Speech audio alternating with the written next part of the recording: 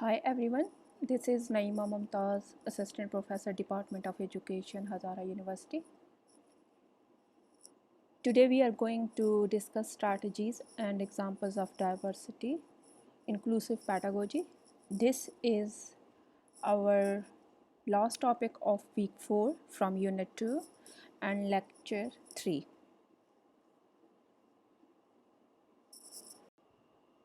Inclusion. The term inclusion means educating students with disabilities in regular classroom.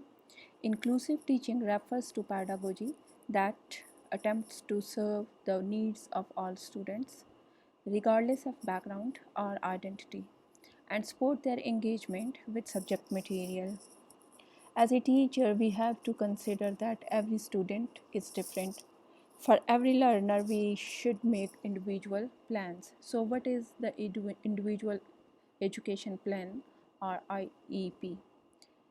The IEP is important for the classroom teacher because it specifies how the students will achieve educational goals, how long the attainment of those goals should take, and everyone will know when the child achieves those goals.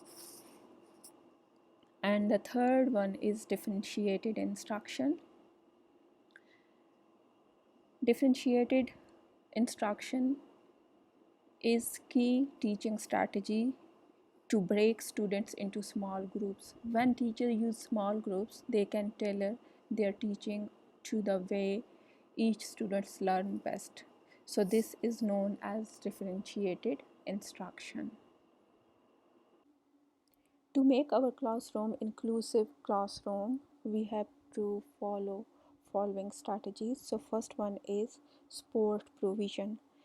So as an instructor, we have to structure our own courses to support students in and out of the classroom through open office hours or with additional learning and grading opportunities and with the help of formative assessment. And the next one is teaching and learning framework. As an instructor, we should consider a variety of approaches to structure our courses, content, and choose a design that best serves our students. And the third one is examine. So as a teacher, we have to consider our own attitude towards students and try to minimize negative impacts. This process can involve actively monitoring interactions with different types of students, implementing policies like name blind grading and inter-rater grading to minimize the impact of biasness and maintain high expectation for all the students.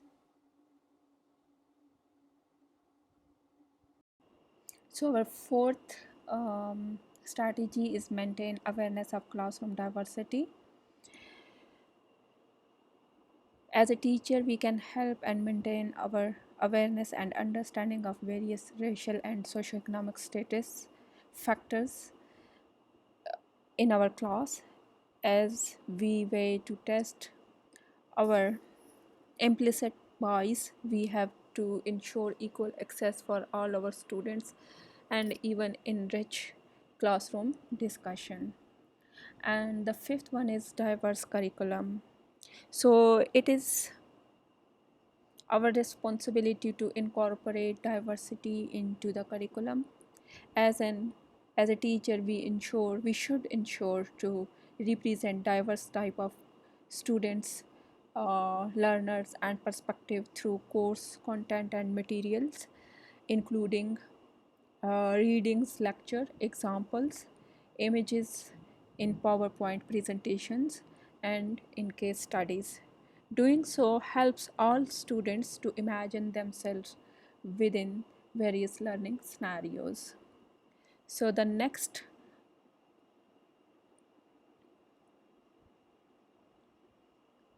is our number 6 is inclusive climate. So as a teacher, we have to create a nurturing classroom where students feel valued because of their differences and feel comfortable participating in each class. Effective syllabus and classroom behavioral policies can promote an inclusive environment, especially when teachers take time to discuss such policies in class with students. We should display classroom behavioral rules in our class.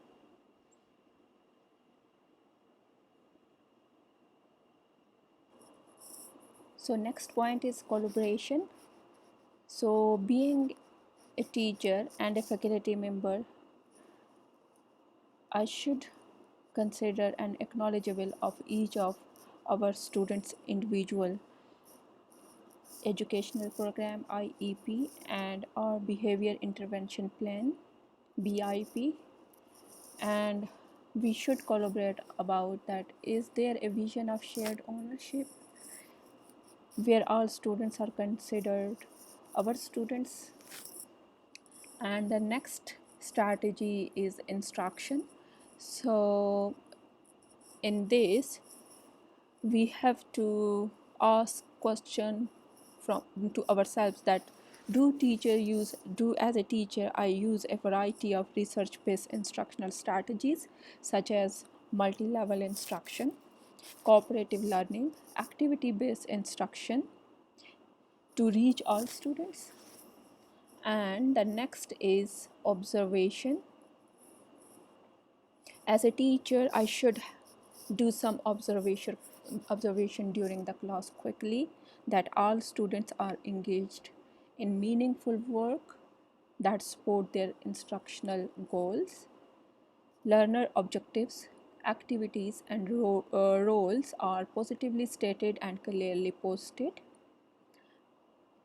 Assignments are purposeful, involve meaningful work, and assignments are purposeful, involve meaningful work. Then the classroom management support positive behavior and learning. Students can access material with adequate room for small groups and quick transitions. The next strategy is that respect. Inclusive classroom provide an environment of respect for each and every student. So as a teacher we have to care about that as well. So the next point is relationship. When students are respected and accepted as a full member of their school or a class, then the relationships build or develops. So the next point is responsibility. Our once relationships forms are built or develop, teachers, students and parents develop the capacity to better and address all kind of students diversity and share the responsibility for the for student success. Thanks for watching.